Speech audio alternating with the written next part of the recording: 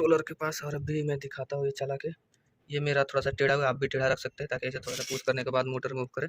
और अन्यथा एक आपको अलग से स्विच लेना पड़ेगा इसके लिए। इसे आगे किया तो आगे घूम रहे, पीछे किया तो नीचे दबाया